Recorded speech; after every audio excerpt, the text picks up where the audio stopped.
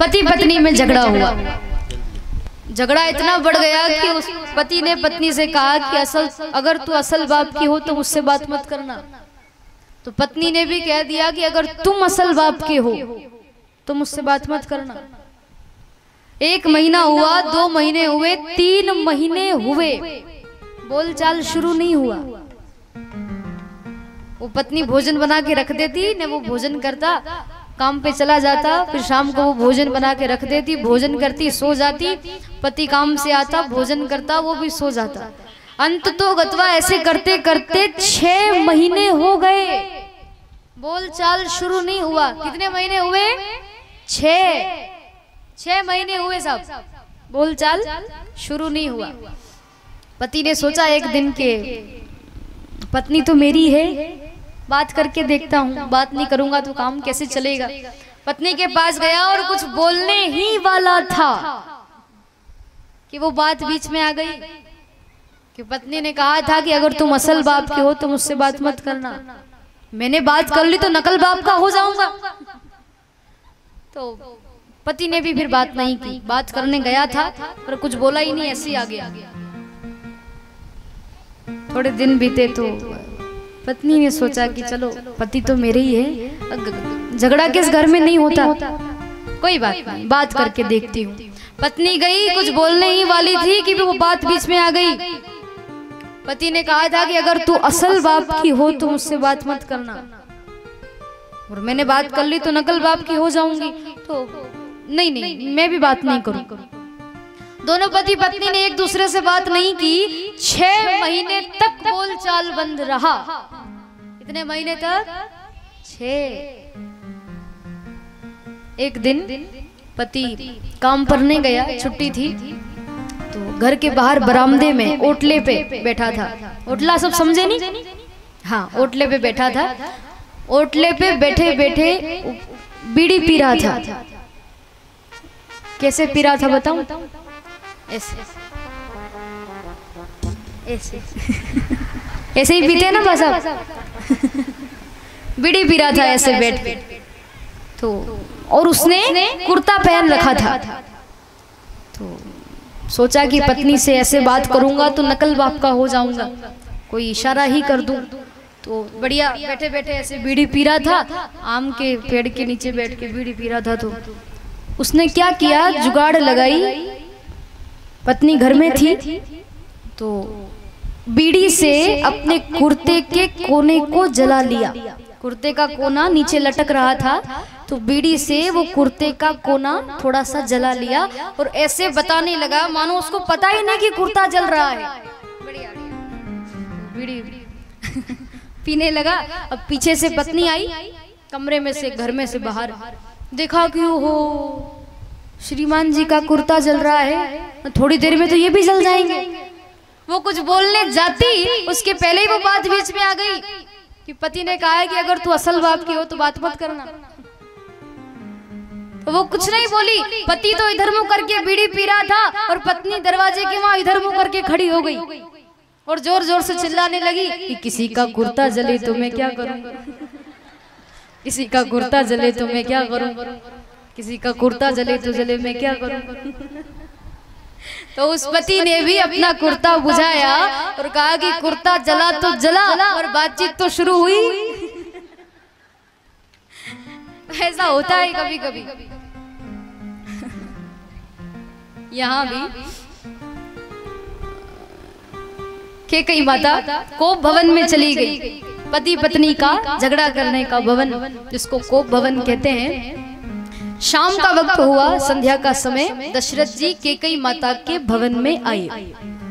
सांझ समय सानंद नृप गयहूं कैकेयी गेह, गवनु निठरता निकट किय जनु धरु देह स्नेह।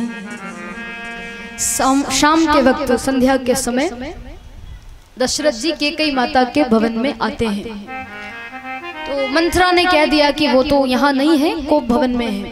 तो कोप भवन सुनी सकूचे ही राऊ, बड़ा आश्चर्यचकित हुआ दशरथ जी को कि कोप भवन में कैसे जा सकती है, ऐसी क्या बात हो गई। तो कोप भवन में भागते हुए दशरथ जी आए और कैकेयी माता गुस्से में बैठी थी, तो कैकेयी माता के पास आकर बैठ गए और जाहि निकट द्रप कह मृदुबानी, जाहि निकट द्रप कह मृदुबानी, प्राण प्रिया के ही हेतु रिसानी, ओ प्राण प्रिया के ही है तू रिसानी, जाई निकट नृप कह मृदुबानी, जाय निकट नृप कह मृदुबानी, प्राण प्रिया के ही हेतु रिसानी, ओ प्राण प्रिया के ही है तू रिसानी, के ही हेतु रिसानी, के ही है तू रिसानी।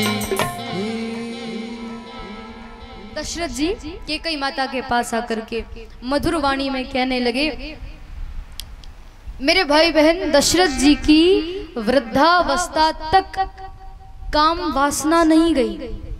बार बार कैकेयी माता की तारीफ करने लगे, बार बार उनसे कहने लगे, बार बार कहराऊ सुमुखी सुलोचनी पीक बचनी, कारण मोहि सुना हो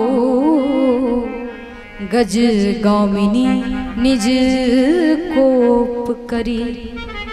बार बार तारीफ करने लगे। सुमुखी यानी सुंदर मुख वाली, सुलोचनी सुंदर नेत्र वाली, सुंदर आंखों वाली, पीक बचनी सुंदर बोलने वाली, अच्छा बोलने वाली, और गजगामिनी यानी हाथी की तरह चलने वाली।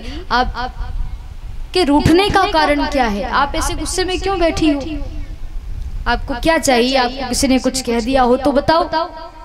बार बार दशरथ जी तारीफ करने लगे कि क्या मांगना चाहती हो मांग लो, आप जो मांगोगी मैं आपको देने के लिए तैयार हूँ।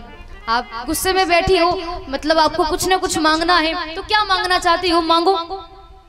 कैकेयी माता गुस्से में आकर कहने लगी, मांगो मांगो पे कहूँ पीर, कबहु न देहु न लेहु, देन कहेहु वरदान दुई,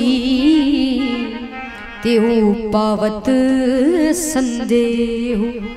कैकेयी माता गुस्से में कहने लगी कि बार बार कह रहे हो कि मांग ले, ना कुछ देते हो ना कुछ लेते हो। मेरे पहले के 2 वरदान हैं, मुझे तो उन्हीं की शंका हो रही है कि वो मुझे कब मिलेंगे। दशरथ जी कहने लगे कि हाँ हाँ तुम क्यों चिंता करती हो? अरे कैकेयी तो मुझे ही झूठा बना रही है। 2 वरदान की बात करती है, 4 वरदान मांग ले।